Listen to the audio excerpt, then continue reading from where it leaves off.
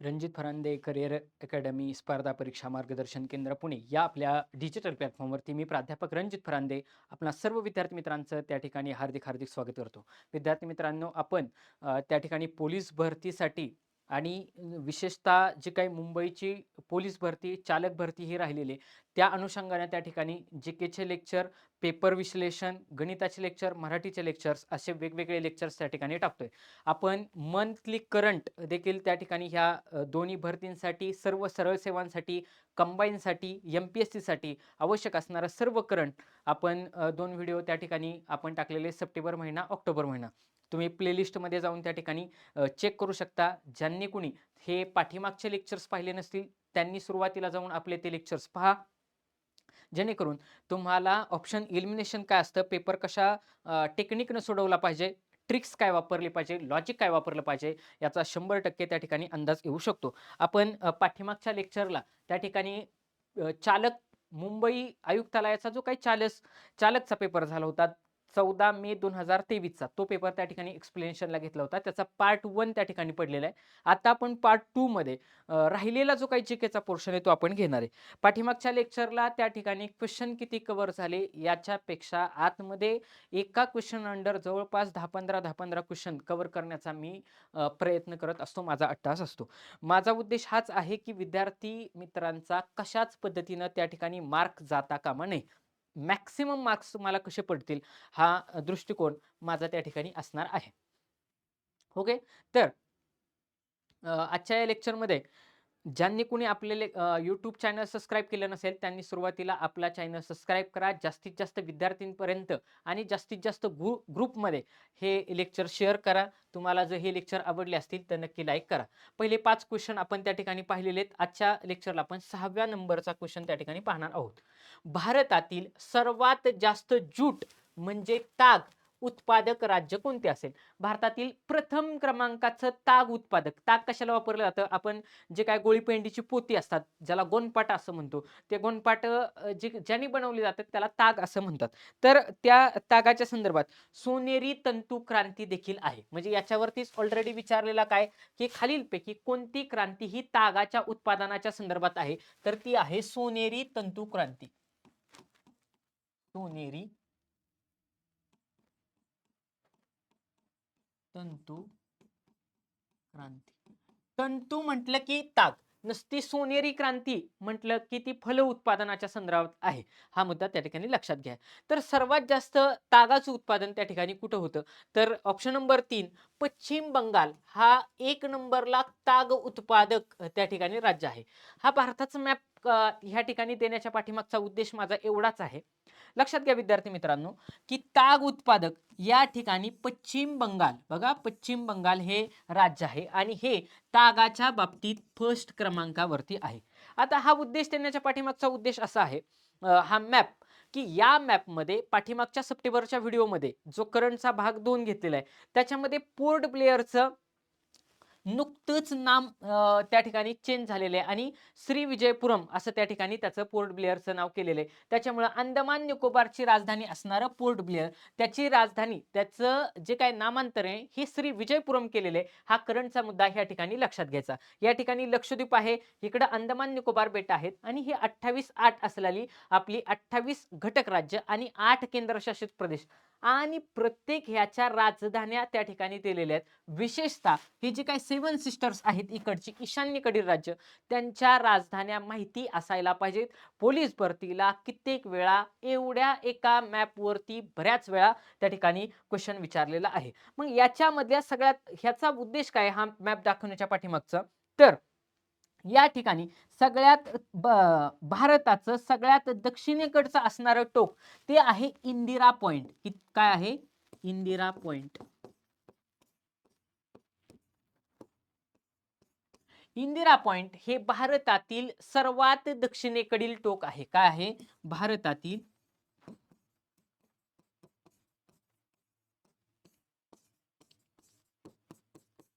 सर्वात दक्षिणेकडील तो आहे इंदिरा पॉइंट. मग लक्षात घ्यायचा बंगालमध्ये ताग उत्पादक मध्ये 1 नंबरला बंगाल येतं. हे तुम्ही त्या ठिकाणी पश्चिम बंगाल येतं हा मुद्दा त्या ठिकाणी लक्षात घ्या. ओके. पुढचा पॉइंट 7 नंबरचा ग्रॅमी पुरस्कार. हे एक लॉजिक ना आपण त्या ठिकाणी ग्रॅमी पुरस्कार कोणत्या क्षेत्राशी संबंधात आहे ही इमेज पाहिली की लगेचच तुमच्या लक्षात येणार की ग्रॅमी पुरस्कार कोणत्या संदर्भात आहे. मला सांगा अजय अतुल ह्या ठिकाणी माईक घेऊन काय करतायत? चित्रपट करतायत का? ऑप्शन गेला. क्रीडा खेळतायत का? ऑप्शन गेला. नाटक करतायत का? ऑप्शन गेला. काय करतायत ते? तर ते संगीत गात आहेत. काय आहेत? संगीत गात आहेत. मग ह्याची आपली ट्रिक आहे बघा, याची आपली ट्रिक आहे की ग्रॅमी पुरस्कार म्हटलं की अजय अतुल ग्रॅमी पुरस्कारामध्ये गाणं म्हणतात. बघा, अजय अतुल ग्रॅमी पुरस्कारामध्ये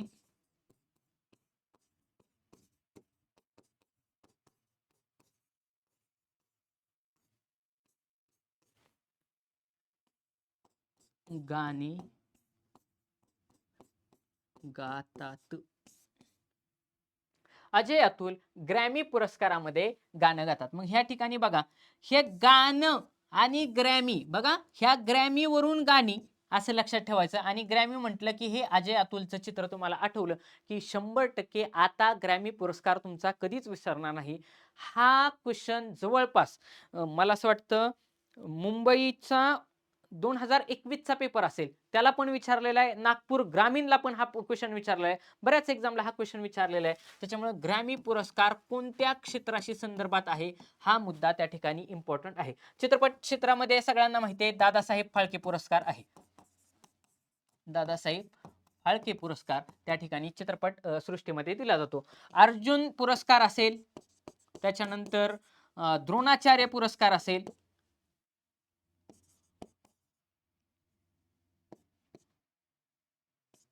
द्रोणाचार्य पुरस्कार असेल, अर्जुन पुरस्कार असेल, हे क्रीडा क्षेत्राशी संदर्भात आहेत. ओके.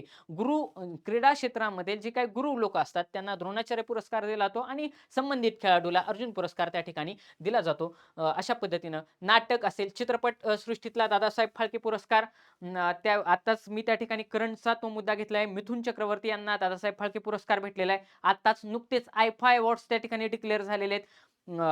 शाहरुख खान असेल त्यांना सर्वोत्कृष्ट अभिनेता म्हणून त्या ठिकाणी आयफा अवॉर्ड भेटलेला आहे. राणी मुखर्जीला सर्वोत्कृष्ट अभिनेत्रीचा भेटलेला आहे. आणि ॲनिमल ह्या चित्रपटाला त्या ठिकाणी सर्वोत्कृष्ट पिक्चरचा त्या ठिकाणी पुरस्कार भेटलेला आहे. असे हे करंटचे देखील मुद्दे आपण लक्षात घेतले. महाराष्ट्राचा राज्य प्राणी कोणता? एकदम बेसिक क्वेश्चन आहे हा, बेसिक भूगोलावरचा क्वेश्चन आहे आणि एकदम सिंपल क्वेश्चन आहे. वाघ हा भारताचा राष्ट्रीय प्राणी आहे. कोणाचा? भारताचा. भारताचा राष्ट्रीय प्राणी आहे. प्राणी वाघ आहे, सिंह नाही. हा मुद्दा लक्षात घ्यायचा. आता हरिण असू शकतं का? नाही. राहिलं काय? शेकरू. ऑप्शन नंबर 3 म्हणजे तुम्ही लक्षात घ्या, ऑप्शन नंबर 2 3 2 3 या पद्धतीनं त्या ठिकाणी एक्झामिनरचा उत्तर ठेवण्याकडे कल असतो. आता हे लक्षात कसं ठेवायचं? शेकरू नावाची जी काय खार आहे, शेकरू खार, ही कुठं आढळते? तर ही आढळते भीमाशंकरच्या अभयारण्यामध्ये. भीमाशंकर अभयारण्य. मग हे असा क्वेश्चन विचारलेला आहे किंवा जोड्या लावामध्ये वेगवेगळ्या ठिकाणी एमपीएससी ला ग्रुप बी, ग्रुप सी मध्ये, पोलीस भरतीमध्ये की क्वेश्चन विचारलाय की हे भीमाशंकर अभयारण्य कुठं आहे? तर हे आहे पुणे जिल्ह्यामध्ये. कुठं आहे? पुणे जिल्ह्यामध्ये. पुणे जिल्ह्यामध्ये असणाऱ्या भीमाशंकर अभयारण्यामध्ये ही जे काय खरुताई सापडते, खार, तिला शेकरू खार असं म्हणतात. बघा, शेकरू खार असं पण म्हणतात. तर ती महाराष्ट्र राज्याचा राज्य प्राणी आहे. त्याच्यानंतर हे जे काय हिरव्या रंगाचं कबूतर आहे ज्याला हरियाल असं म्हणतात, हा महाराष्ट्राचा जर प्राणी विचारू शकतात तर महाराष्ट्राचा राज्य पक्षी विचारू शकतात का? तर महाराष्ट्राचा राज्य पक्षी आहे हरियाल, म्हणजे हिरव्या रंगाचं कबूतर. आणि जर प्राणी झालं, त्याच्यानंतर पक्षी झालं, आणि मग राहिलं काय? तर राज्य फूल कुठलं किंवा राज्य पुष्प कुठलं? तर ते आहे ताम्हण. ओके. ताम्हण हे जे काय निळ्या रंगाचं बघा फुल दिसतंय हे आपलं महाराष्ट्राचं राज्य फुल आहे. आणि पहिल्या ज्या काय मी मुंबईच्या लेक्चरसाठी जे काय व्हिडिओ टाकले आहेत त्याच्यामध्ये मग सध्या ते सिल्व्हर पॉपलेट हा राज्य मास्याचा दर्जा दिलेला आहे. गायींचा दर्जा त्या ठिकाणी दिलेला आहे. त्याच्यानंतर ब्लू मॉर्मॉन हे आपलं फुलपाखरू आहे. अशा पद्धतीनं राज्यवृक्ष आपला आंबा आहे. हे बरेचसे सगळे मुद्दे त्या ठिकाणी कव्हर केलेले आहेत. त्याच्यामुळे पाठीमागचे जे कोणी लेक्चर बघत असतील त्यांच्या लक्षात येईल की हे सर्वच्या सर्व मुद्दे मी त्या ठिकाणी कव्हर केलेले आहेत आणि तुम्हाला लगेच इमेज पाहिल्या लक्षात आलं असेल की हा मुद्दा सरांनी शिकवलेला आहे. म्हणून ज्यांनी कोणी आपले टेलिग्राम चॅनल जॉईन केले नसेल त्यांनी चॅनल जॉईन करा. हे सगळेच्या सगळे मी आहे तशी स्लाइड ह्या सगळ्या पीपीटी तुम्हाला पीडीएफ त्या ठिकाणी पीडीएफ फॉर्मॅटमध्ये देणार आहे. तुम्ही तुमच्या जवळच्या झेरॉक्स सेंटरमध्ये जायचं. हे ज्या पद्धतीने मी इलिमिनेट करतो, हे जे जे काय लिहितो हे तुम्ही तुमच्या हँडरायटिंगमध्ये लिहायचंय. तुमचं कसंच विसरणार नाही हा मुद्दा त्या ठिकाणी लक्षात घ्या. पुढचा क्वेश्चन, महाराष्ट्रातील आकारमानाने सर्वात लहान जिल्हा कोणता? बेसिक भूगोलावरती क्वेश्चन आहे. महाराष्ट्रातील सर्वात लहान जिल्हा कुठला, मोठा जिल्हा कुठला हे आपल्याला माहिती पाहिजे. हेच का विचारलं? आपण फॉर्म कुठं भरतोय? मुंबई पोलीस चालकला त्या ठिकाणी फॉर्म भरतोय किंवा मुंबई पोलीसची त्या ठिकाणी आगामी काळामध्ये भरती आहे. तर महाराष्ट्रातील सर्वात लहान जिल्हा आहे मुंबई शहर. कुठला आहे? मुंबई शहर. इथं मुंबई शहरचा मी मॅप त्या ठिकाणी दाखवलेला आहे. त्याच्यानंतर जर यदा कदाचित सर्वात लहान जिल्हा विचारतील तर सर्वात मोठा जिल्हा कुठला आहे? तर ह्या ठिकाणी बघा, अहमदनगर. अहमदनगर हा महाराष्ट्रातील सर्वात मोठा जिल्हा आहे. कसा? क्षेत्रफळाच्या दृष्टीनं. हा मुद्दा लक्षात घ्या. क्षेत्रफळाच्या दृष्टीनं महाराष्ट्रातील सर्वात मोठा जिल्हा कुठला? अहमदनगर. क्षेत्रफळाच्या दृष्टीनं महाराष्ट्रातील सर्वात लहान जिल्हा कुठला? मुंबई शहर. 2 नंबरचा कुठला? मुंबई उपनगर. आता लोकसंख्येच्या बाबतीत 2011च्या जनगणनेनुसार बघा, 2011च्या जनगणनेनुसार सर्वात मोठा जिल्हा कुठला आहे? तर तो आहे ठाणे.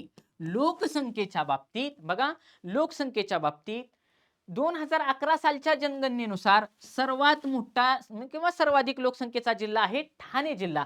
आता ठाणे जिल्ह्याचं विभाजन झालं पालघर आणि ठाणे. त्याच्यानंतर पुणे जिल्हा. बघा, सध्या हा शब्द जर वापरला म्हणजे हा शब्द वापरला नाही आणि त्याच्याऐवजी सध्या असा शब्द जर वापरला की सध्या लोकसंख्येच्या बाबतीत महाराष्ट्रातील सर्वात जास्त लोकसंख्या असलेला जिल्हा कोणता? तर त्याचं उत्तर आहे पुणे जिल्हा. कुठला आहे? पुणे जिल्हा. म्हणून या ठिकाणी पुण्याची पण इमेज त्या ठिकाणी घेतलेली. अजून एक महत्वाचा क्वेश्चन, जर मुंबई शहर हे महाराष्ट्रातील सर्वात लहान क्षेत्रफळाच्या दृष्टीने त्या ठिकाणी जिल्हा असेल तर त्याचं क्षेत्रफळ विचारलं जाऊ शकतं का? 100% बऱ्याच एक्झामला त्या ठिकाणी हे क्षेत्रफळ विचारलेलं आहे. 157 चौरस किलोमीटर. किती? 157 चौरस किलोमीटर एवढं मुंबईचं त्या ठिकाणी क्षेत्रफळ आहे.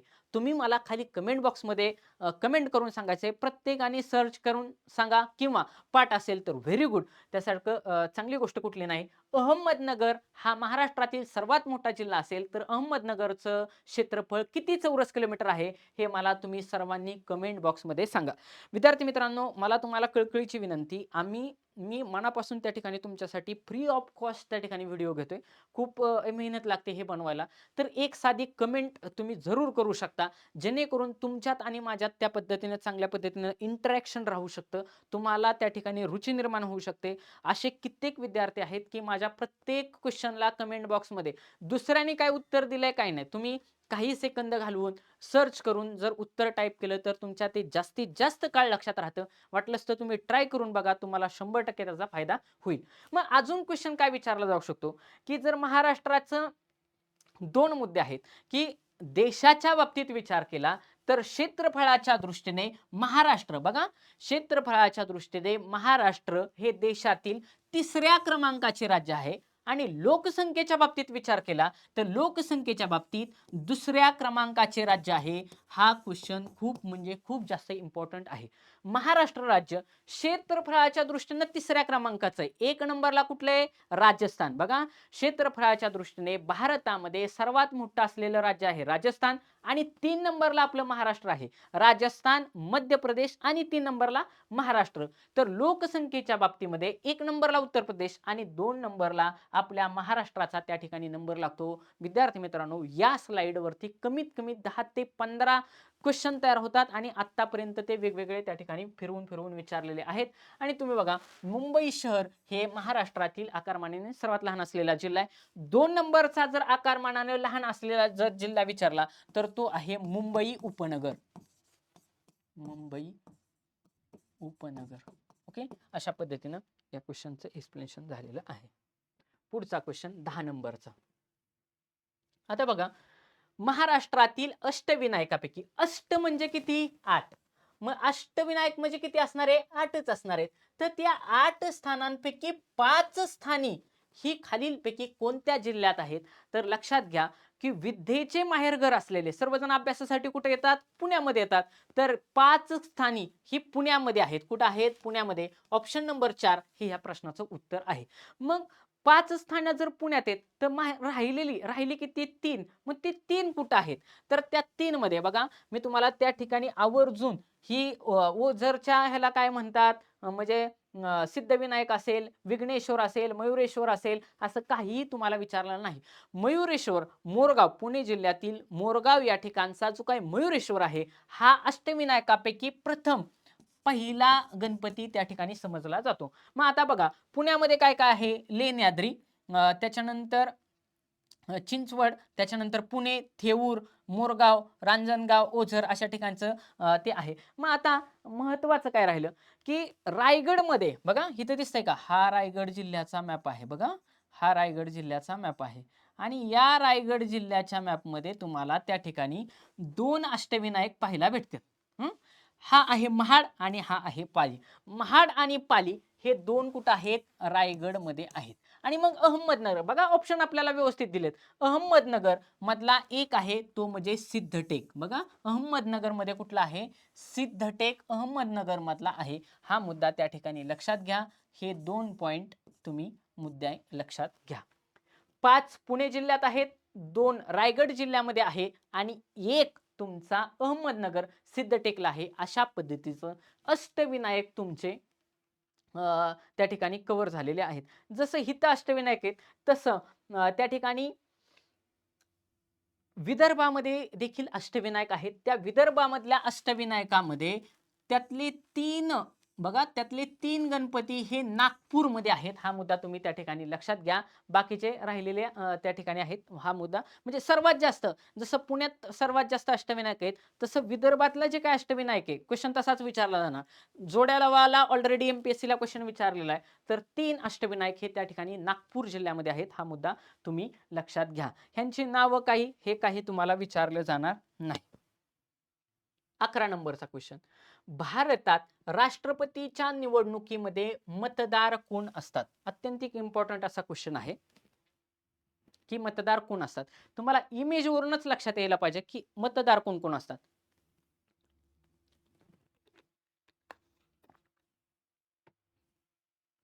बघा, ही भारताची काय हो? संसद आहे.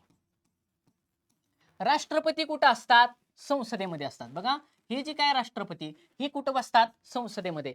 भारतीय राज्यघटनेच्या कलम 52 मध्ये बघा, कलम क्रमांक 52 मध्ये त्या ठिकाणी राष्ट्रपती सांगितलं, राष्ट्रपती हे पद सांगितलेले आहे. आणि मग हे जे काय राष्ट्रपती असतात, पाठीमागच्या लेक्चरलाच मी सांगितले की कलम क्रमांक 7 मध्ये त्या ठिकाणी राष्ट्रपतींची शपथ आहे. कलम क्रमांक 61 मध्ये राष्ट्रपतीची इम्पिचमेंट म्हणजे महाभियोग आहे. कलम क्रमांक 72 मध्ये राष्ट्रपतीचा दयेचा अधिकार त्या ठिकाणी सांगितलेला आहे. असे हे भारताचे राष्ट्रपती, महामहिम राष्ट्रपती जे तिन्ही सेना दलांचे प्रमुख असतात. तर त्या राष्ट्रपतीची निवडणूक कशी होते? तर ती जी काय निवडणूक आहे ही डायरेक्ट मतदान तुमचं म्हणजे थेट मतदानाद्वारे होत नाही, तर ती अप्रत्यक्ष मतदान आहे. कसं आहे? अप्रत्यक्ष. म्हणजे आपण स्वतः, आता बघा, आमदारकीच्या इलेक्शन्स लागलेले, सगळ्यांना माहिती आहे इलेक्शनचं वातावरण त्या ठिकाणी आहे. 20 तारखेला महाराष्ट्रामध्ये इलेक्शन आहे, 23 ला रिझल्ट आहे. खासदारकीचा ह्याच्या अगोदरच जे काय ज्याला लोकसभेचं इलेक्शन आपण असं म्हणू, तर लोकसभेचं इलेक्शन ऑलरेडी झालेलं आहे. आता सध्या विधानसभेचं त्या ठिकाणी इलेक्शन लागलेलं आहे. मग ह्या विधानसभा असेल, लोकसभा असेल, याला आपण स्वतः मतदार आहे, बरोबर का? आपण स्वतः वोटिंग करतो, निवडून देतो खासदाराला, आमदाराला, आणि मग ते पुढे जाऊन तेच आमदार असतील, खासदार होतील, मंत्री होतात, मुख्यमंत्री मंत्री होतात, कॅबिनेट मंत्री होतात, सो अँड सो. परंतु राष्ट्रपतीला वोटिंग करायला मी चाललोय असं कुठं झालंय का, की एखादं जिबडं गावामध्ये फिरलंय आणि ते राष्ट्रपतीला हे उभे राहिले तर आपल्याला मतदानाला जायचंय असा प्रकार होतो का? नाही. म्हणजे राष्ट्रपतीची निवडणूक जी काय आहे ही अप्रत्यक्ष आहे. कशी आहे? अप्रत्यक्ष निवडणूक आहे.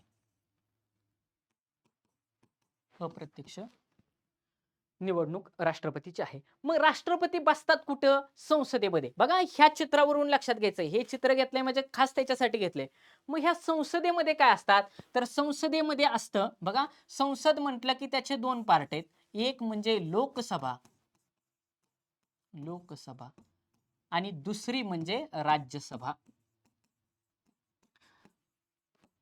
लोकसभा अधिक राज्यसभा अधिक राष्ट्रपती बरोबर भारताची संसद तयार होत असते. ही संसद त्या ठिकाणी घेतलेली आहे.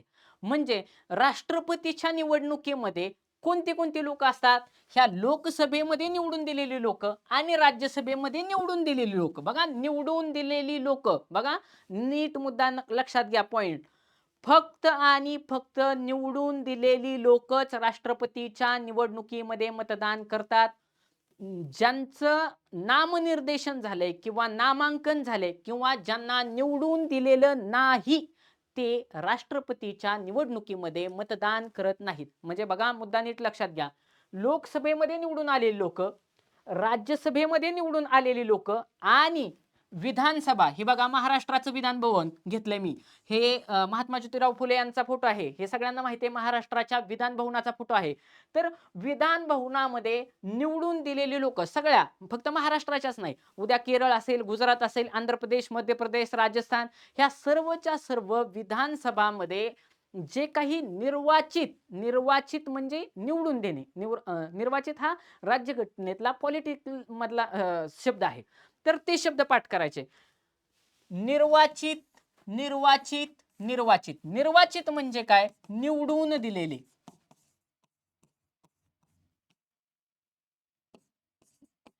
निवडून दिलेले. कुणी निवडून दिलेले? लोकांनी निवडून दिलेले. मग ह्या संसदेमध्ये लोकसभा राज्यसभा असतात, त्याच्यामध्ये निवडून दिलेले. लोकसभेतील निर्वाचित सदस्य असतात का? हो असतात. राज्यसभेतील निर्वाचित सदस्य असतात का? हो असतात. आणि विधानसभेमधले जे काय आमदार आहेत, जे निवडून दिलेले ते पण असतात. हा याचाच अर्थ वरीलपैकी सर्व उमेदवार हे राष्ट्रपतीच्या मतदारामध्ये त्या ठिकाणी सहभागी असतात. आणि मुद्दा हा लक्षात घ्यायचा आहे की ज्यांचं नामांकन झालेलं असतं किंवा राष्ट्रपतीनं ज्यांचं नामनिर्देशन केलेलं असतं आणि विधान परिषदेमधले आमदार, बघा विधान परिषदेमधले आमदार आणि ज्यांचं नामांकन झाले आहे लोकसभेमध्ये जे अँग्लो इंडियन असतात दोघं आणि राज्यसभेमध्ये त्या ठिकाणी 12 लोकांचं नामनिर्देशन झालेलं असतं आणि विधान परिषदेमध्ये ज्यांचं राज्यपाल नामनिर्देशन करतात असे नामनिर्देशित लोक मतदार करत नाहीत. परंतु जर ह्या माणसाला काढायचं असेल, म्हणजे कोणाला?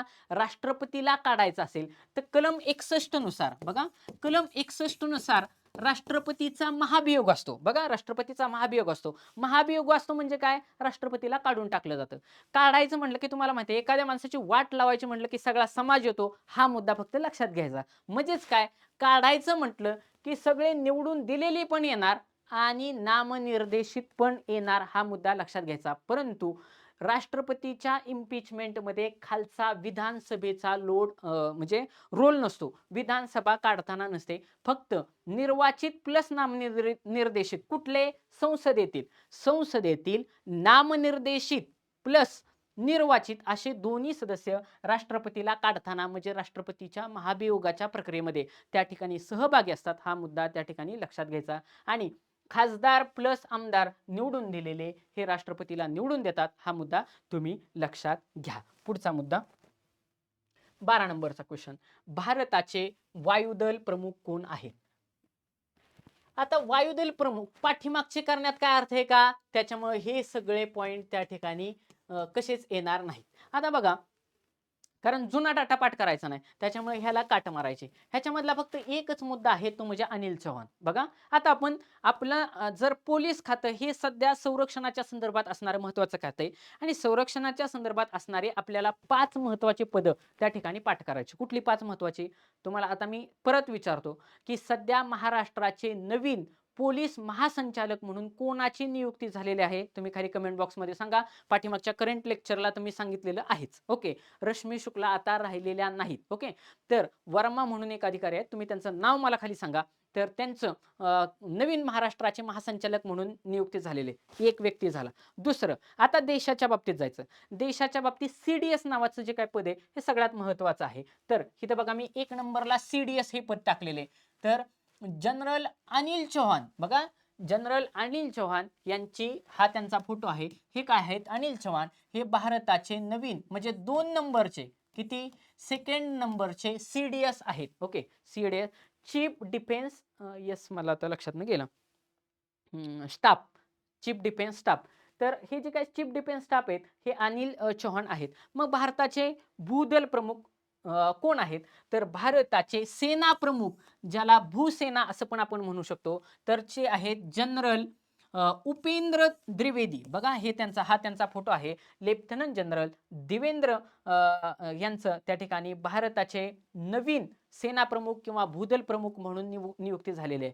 जर हे असतील तर आता हा फोटो बघायचा. हा फोटो कशाचा असतो? नेव्हीचा असतो. मग नेव्हीचे प्रमुख कोण आहेत? तर दिनेश कुमार त्रिपाठी. बघा दिनेश कुमार त्रिपाठी हे भारताच्या नेव्हीचे, बघा नेव्ही स्टाफचे प्रमुख आहेत. मग वायूचे कोणाचे आहेत? तर इथं बघा पक्षाचं चिन्ह असतं, असं गरुड पक्षाचं चिन्ह असतं. मग गरुड पक्ष कुठं उडणार आहे? हवेत उडणार आहे.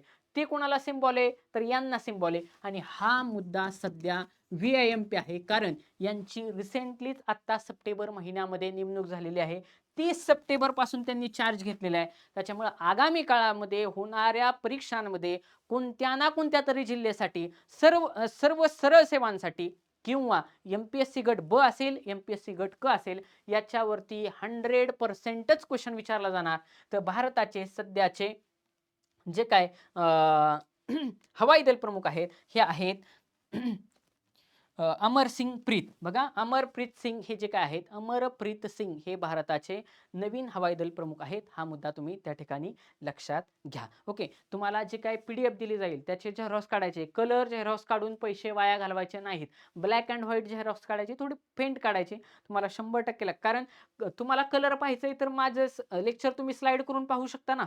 हे PPTच्या फॉर्मॅटमध्ये तुम्ही 2चं स्पीड लावलं की फास्ट त्या ठिकाणी पाहू शकता. सेकंड टाइम रिव्हिजन करताना रिव्हिजन अभ्यासासाठी खूप जास्त महत्वाचे आहे. रिव्हिजन रिव्हिजन रिव्हिजन, यश 100%.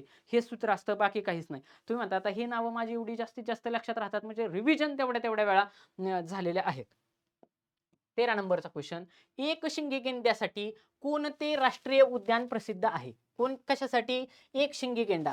मग एकशिंगी गेंडा सध्या ह्या एकशिंगी गेंड्याचा माहिती बऱ्याच जणांना की जी काय सेक्स्युअल गोष्ट असते त्याच्यासाठी ह्या एकशिंगी गेंड्याची तस्करी केली जाते. त्याचं शिंग कापलं जातं आणि त्याचा वापर त्यासाठी लैंगिक उत्तेजना वाढवण्यासाठी वापर करतात आणि म्हणून ह्या गेंड्यांना त्या ठिकाणी मारलं जातं. मग हे गेंडे कुठं सापडतात? एकच शिंग आहे. पहिले काय असायचे? 2 शिंगी गेंडा असायचा. म्हणजे हिथे एक शिंग आणि हिथे एक छोटं शिंग, असं 2 शिंगी गेंडा. पण भारतामध्ये एक शिंगी गेंडा सापडतो आसाम मधील काझीरंगा अभयारण्यामध्ये. कुठं? आसाम मध्ये. मग ह्याचं उत्तर काय असेल? सरळ सरळ काझीरंगा अभयारण्य. ह्या गेंड्याला लक्षात ठेवायचं. आणि हे कुठं आहे? आसाम या राज्यामध्ये आहे. कुठं?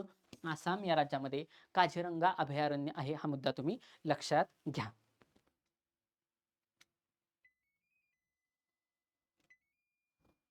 ओके. पुढचा पॉइंट.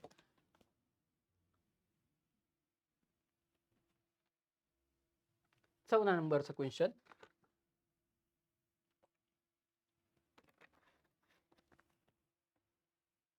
आता हा जो क्वेश्चन आहे 14 नंबरचा, हा ऑलरेडी करंट बेस क्वेश्चन आहे. ऑलरेडी त्या ठिकाणी करंटला त्या ठिकाणी बऱ्याच वेळा त्या एक्झामला विचारलेला आहे. त्याच्यामुळे यदा कदाचित विचारला जाणार नाही, परंतु थेरोटिकल अँगलने विचारला तर काही सांगू शकत नाही. त्याच्यामुळं विमानतळांची नावं माहिती असणं गरजेची गोष्ट आहे. मुंबईच्या विमानतळाला कोणाचं नाव दिलेलं आहे किंवा मुंबईच्या जे काय हे आहे CST आहे तर त्याला कुणाचं नाव दिलंय? छत्रपती शिवाजी महाराज टर्मिनस असं त्याला म्हटलं जातं. पश्चिम रेल्वेच्या रेल्वे ह्याला मुख्यालयाला कोणाचं नाव दिलेलं आहे? छत्रपती शिवाजी महाराज टर्मिनस असं म्हणतात. ऑलरेडी क्वेश्चन विचारलेला आहे. इंदिरा गांधी नवी दिल्ली विमानतळ आहे. हा देखील क्वेश्चन त्या ठिकाणी विचारलेला आहे. मग हे जे काही वेगवेगळे विमानतळ आणि त्यांची नावं, औरंगाबाद मधील विमानतळाला डॉक्टर बाबासाहेब आंबेडकर विमानतळ असं त्या ठिकाणी नाव दिलेले. मग हे जे काही वेगवेगळी नावं दिलेले गेलेली तर ती नावं कोणाच्या नावाने आहेत असा क्वेश्चन विचारला जातो. म्हणून महाराष्ट्रातली असलेली विमानतळे यांची नावं तुम्ही पाहून घ्या. कोणत्या विमानतळाला शहीद भगतसिंग यांचं नाव देण्यात आलेलं आहे तर लक्षात घ्या की ह्या ठिकाणी चंदीगड विमानतळ आता शहीद भगतसिंग यांच्या नावानं ओळखलं जाणार आहे. ह्या विमानाचं चित्र, भगतसिंग यांचं चित्र आणि चंदीगड एवढे 3च शब्द लक्षात ठेवायचे. तुमचा हा क्वेश्चन कसाच विसरणार नाही. आता बघा ऑप्शन नंबर 3 ला ठेवलंय का नाही, एखादं उत्तर जर तुम्हाला यदा कदाचित हा क्वेश्चन त्या ठिकाणी आला नसता तर डायरेक्टली ऑप्शन नंबर 3 ला तुम्ही जाणं आवश्यक होतं. तुम्ही म्हणताल कसं, लक्षात घ्या प्रत्येक ठिकाणी मनामध्ये त्या ठिकाणी प्रश्न विचारायचा प्रत्येक ठिकाणी की मला हा क्वेश्चन 100% सुटत आहे का. जर उत्तर नाही आलं तर logically option number 2 option number 3 ला जाण्याचा प्रयत्न करायचा. ऑप्शन नंबर 1 आणि ऑप्शन नंबर 4 ला जायचं नाही. त्यामुळे प्रत्येक क्वेश्चन सोडवत असताना येत असेल तर पटकन 10 सेकंदात 2-3 सेकंदात उत्तर मारायचं, पुढे चालायचं. लय वेळ घालवायचा नाही. पेपर आल्यानंतर काही गोष्टी टेक्निकच्या आहेत त्या मी जरूर तुम्हाला सांगेन. आता मी कालच्या लेक्चरला हिस्सारचं सांगितलं होतं. ज्यावेळेस मी भारतरत्न पुरस्कार सांगत होतो त्यावेळेस हिस्सारचं सांगितलं होतं. तर हिस्सार या ठिकाणी हरियाणामधील हिस्सार या ठिकाणी भारतातील सर्वात मोठे कृषी विद्यापीठ आहे आणि चौधरी चरण सिंग ज्यांना आता नुकताच भारतरत्न दिला गेला तर त्या चौधरी चरण सिंग यांचं नाव त्यांना त्या ठिकाणी त्या हिसार कृषी विद्यापीठाला दिले गेलेले. आता तुमच्यासाठी एक क्वेश्चन की चौधरी चरण सिंग यांचा जन्मदिवस हा भारतामध्ये किसान दिन म्हणून साजरा केला जातो. कुठला किसान दिन म्हणून साजरा केला जातो. तर कोणत्या दिवशी किसान दिन भारतामध्ये साजरा केला जातो ती तारीख तुम्ही मला खाली प्रत्येकाने कमेंट बॉक्समध्ये शोधून सांगायची आहे. ओके, पुढचा क्वेश्चन 15 नंबरचा क्वेश्चन की सिंधुताई सपकाळ यांचं त्या ठिकाणी निधन झालं होतं त्याच्यामुळे चालू घडामोडीवरती आधारित हा क्वेश्चन होता. सिंधुताई सपकाळ यांच्या आत्मचरित्राचे नाव काय. बघा, नाच ग घुमा, मी वनवासी, स्वतःविषयी आणि झिम्मा.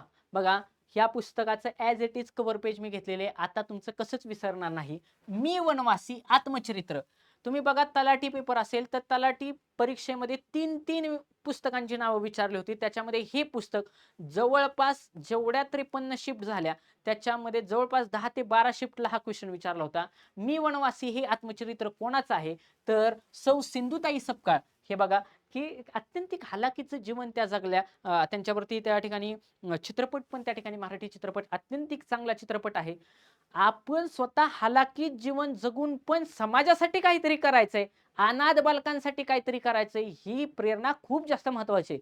आपण स्वतःच म्हणतो यार त्याला किती भारीतलं घड्याळ आहे, त्याच्याकडं किती भारीतली सॅक आहे, किती भारीतला पेन आहे, किती भारीतली नोटबुक आहे, त्यांनी हायपाय क्लास लावलेत, हायपाय लायब्ररी लावली.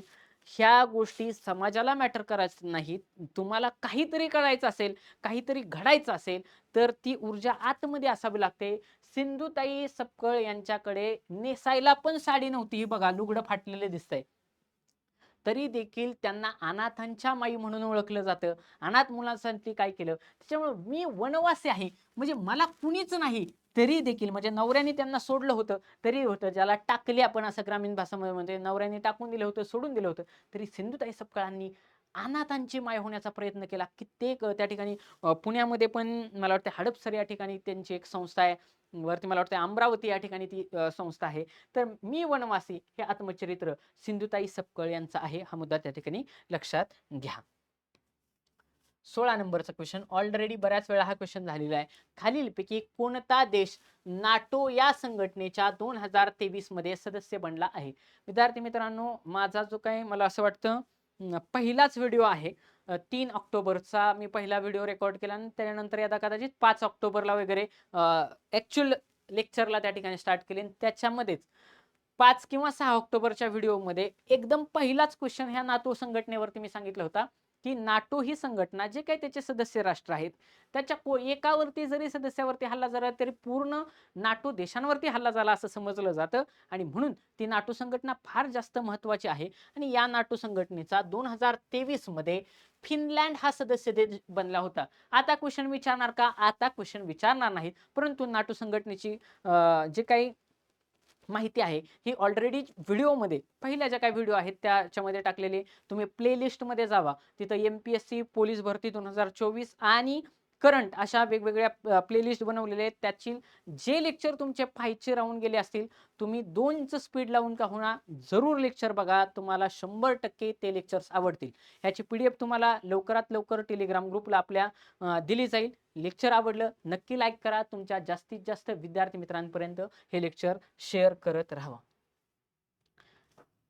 कारण आगामी काळामध्ये 25,000 महिलांची त्या ठिकाणी पोलीस भरती होण्याची शक्यता आहे.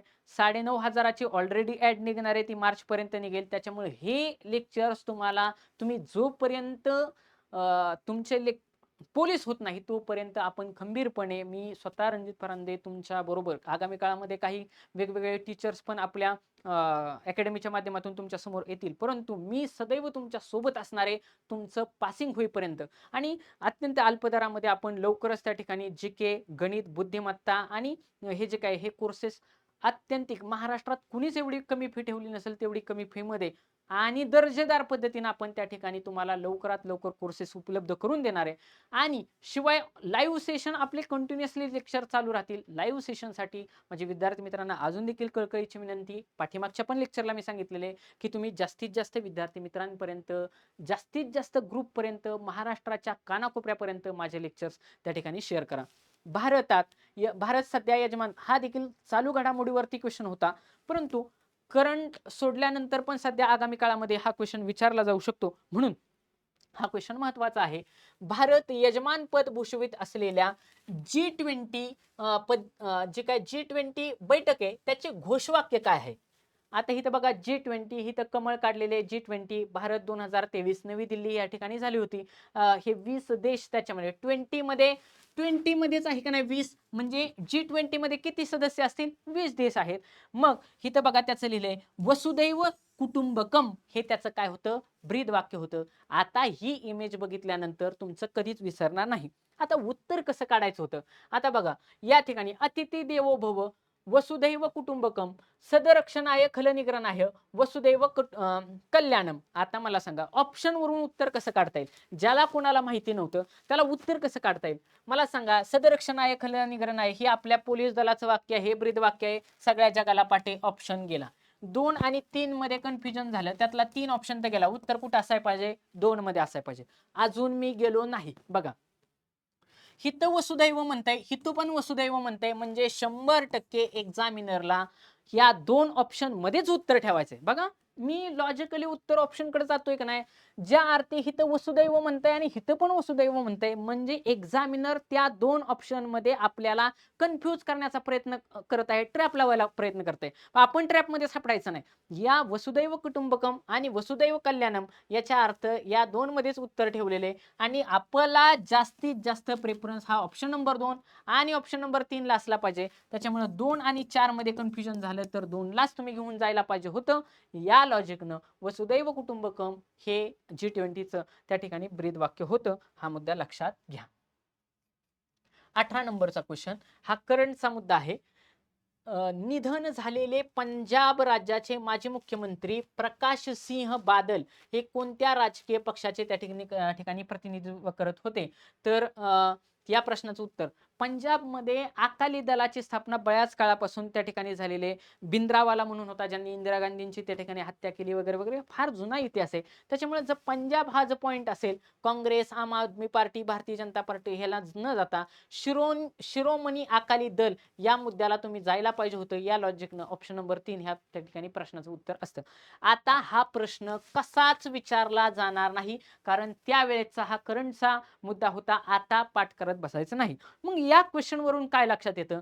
तर आगामी काळामध्ये जर एखाद्या नेत्याचं, एखाद्या राजकीय नेत्याचं जर निधन झालं असेल, तर त्या ठिकाणी आता बिश्नोई समाजाचा आता सध्या खूप जास्त चर्चेमध्ये असणारा मुद्दा आहे की बिश्नोई समाजाचा यांच्यामध्ये जे काय सिद्दीकी आहेत राष्ट्रवादीचे आमदार, यांचा त्या दिवशी मर्डर केला. अगदी 1-1 लाख रुपयांची सुपारी घेऊन त्या ठिकाणी त्यांना उडवण्यात आलं आणि सलमान खानवरती पण अटॅक होणार आहे. त्यामुळे बिश्नोई समाज चर्चेमध्ये आला. तर हा जो काही बिश्नोई समाज आहे जो राजस्थानमध्ये त्या ठिकाणी आहे की ज्याच्यामध्ये त्या हरणांना म्हणजे असं दैवत मानलं जातं आणि म्हणून त्या बिश्नोई समाज कुठं आहे हा क्वेश्चन त्या ठिकाणी विचारला जाऊ शकतो. आणि म्हणून असे चर्चेमधले जर एखादा नेता असेल, एखादा समाज असेल, तर त्याच्यावरती एक्झामिनर करंटच्या अँगलनं फोकस असलेले मुद्दे कुठल्या एखाद्या बारामती तालुक्यामधल्या एखाद्या कुठल्या खोपदाडीतल्या गावामध्ये काय झालं, असलं काय विचारत नाहीत, की समाजाच्या दृष्टीनं बिश्नोई समाज हा खूप जास्त चर्चेमध्ये आहे.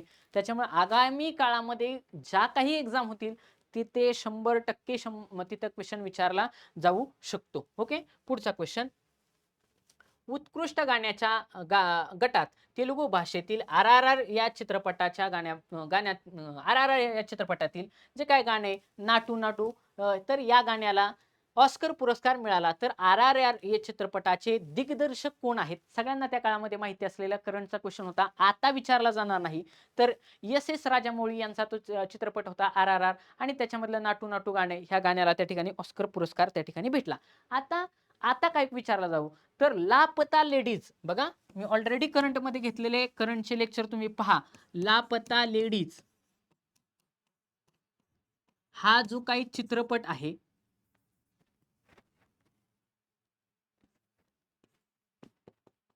हा जो काही चित्रपट आहे, या चित्रपटाचं सध्या ऑस्करसाठी मानांकन झालेलं आहे. लापता लेडीज सध्या ऑस्कर मानांकनासाठी भारताकडून गेलेला आहे. त्याच्यामुळे हा मुद्दा तुम्ही करंटच्या अँगलनं लक्षात ठेवा. आणि 20 नंबरचा क्वेश्चन, याच्यातला जीकेचा पोर्शन या ठिकाणी संपतोय. तर 20 नंबरचा क्वेश्चन विचारला होता, की क्रांतीचा जय जयकार, बघा क्रांतीचा जय जयकार या गीताचे कवी कोण आहेत? आता बघा कवी कोण आहेत, सगळ्यांना माहिती आहे. जय जय हा शब्द आल्यामुळे सगळ्यांना वाटलं राजा बडे असेल. राजा बडे यांनी कुठलं गीत लिहिलं होतं? जय जय महाराष्ट्र माझा, गरजा महाराष्ट्र माझा, ज्याला सध्या नुकताच महाराष्ट्र राज्य शासनानं राज्यगीताचा दर्जा दिलेला आहे. ते गायले शाहीर साबळे यांनी. बघा, शाहीर साबळेंना गायलेले, राजा बडे यांनी लिहिलेले आणि महाराष्ट्र राज्यानं त्याला नुकताच राज्यगीताचा दर्जा दिलाय. म्हणजे राजा बडे हे क्रांतीचा जय जयकार मध्ये येतील का? ऑप्शन गेला. कुसुमाग्रज, वि.वा. शिरवाडकर की गदी माडगुळकर? तर मुद्दा लक्षात घ्या. क्वेश्चन तसा हा हार्ड कॅटेगरी मधला होता. तर जे काही विष्णू वामन शिरवाडकर म्हणजे सॉरी कुसुमाग्रज जे काय आहेत, इथं बघा मी कुसुमाग्रजांचा फोटो घेतलेला आहे. इथं कुसुमाग्रज असं पण लिहिलेलं आहे. तर ह्या कुसुमाग्रजांनी लिहिलेल्या कवितेचा सुरुवात वाचा. क्रांतीचा जय जयकार, क्रांतीचा जय जयकार, कधीही ताऱ्यांचा संभार, अहो हे कसले कामगार, असं वगैरे ती जी काय पूर्णच्या पूर्ण कविता, त्याचा फोटो हा मी त्या ठिकाणी घेतलेला आहे. म्हणजे क्रांतीचा जय जयकार हे गीत कुसुमाग्रज यांनी लिहिलेलं आहे. हा मुद्दा तुम्ही विद्यार्थी मित्रांनो त्या ठिकाणी लेक्चर घ्या, लक्षात घ्या. तुम्हाला जर हे लेक्चर जर आवडले असतील तर नक्की लाईक करा. एक लाईक केल्यानंतर मला देखील त्या ठिकाणी अजून व्हिडिओ बनवण्यामध्ये प्रोत्साहन भेटते. त्याच्यानंतर हे जे काय लेक्चर्स आहेत, हे तुम्ही जास्तीत जास्त तुमच्या विद्यार्थी मित्रांपर्यंत शेअर करा. जास्तीत जास्त पोलीस भरतीच्या ग्रुपमध्ये पोहोचवा, की जेणेकरून लाईव्ह सेक्शनसाठी आपण खूप मोठ्या प्रमाणावरती महाराष्ट्रातलं सगळ्यात टॉप प्लॅटफॉर्म बनावा अशी माझी एक इच्छा आहे. आणि त्याच्यासाठी तुमच्या सर्वांच्या पाठिंब्याची मला खूप जास्त आवश्यकता आहे. तुम्हाला जर हे लेक्चर आवडले असतील तर नक्की लाईक करा, जास्तीत जास्त मित्रांपर्यंत शेअर करा. तुमच्या काही गोष्टी, काही लेक्चर्स तुम्हाला हवे असतील तर ते तुम्ही कमेंट बॉक्समध्ये मला जरूर कळवू शकता. त्या ठिकाणी आपला टेलिग्राम पण चॅनल आहे, त्याला तुम्ही जॉईन करा. हे लेक्चर आवडले तर नक्की लाईक करा. धन्यवाद.